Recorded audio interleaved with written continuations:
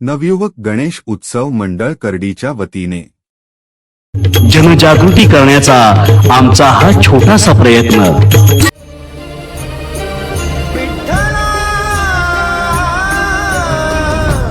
समज